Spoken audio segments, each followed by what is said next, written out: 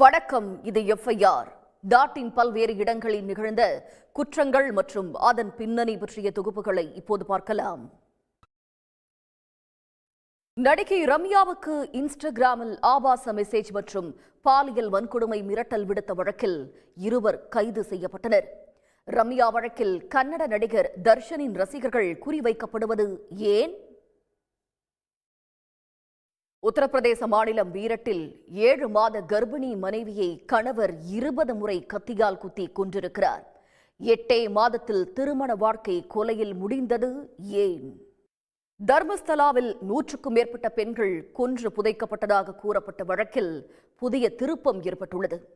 2000ஆம் ஆண்டு முதல் 2015 வரை மர்மமாக இறந்தவர்களின் தகவல்களை கர்நாடக போலீசார் அழித்து விட்டதாக வெளியாகியிருக்கும் அதிர்ச்சி தகவலின் பரபரப்பு பின்னணி என்ன? காதலனுக்கு ஜூஷில் விஷம் கொடுத்து கொன்ற கிரீஷ்மாவை போன்று கேரளாவில் ஆண் நண்பருக்கு விஷம் கொடுத்து கொலை செய்திருக்கிறார் ஒரு பெண்.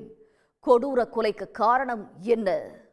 ஆந்திராவில் தந்தையை மகன் கொன்று இன்சூரன்ஸ் பணத்தை அபகரிக்க முயன்றிருக்கிறார். விபத்து நாடகம் அம்பலமானது எப்படி?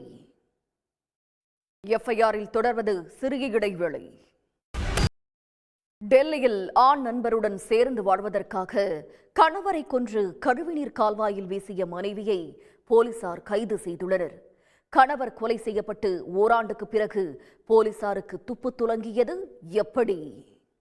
திருப்பத்தூரில் காணாமல் போன பள்ளி மாணவர் பூட்டிய கிணற்றில் இருந்து சடலமாக மீட்கப்பட்ட சம்பவம் அதிர்ச்சியை ஏற்படுத்தியுள்ளது.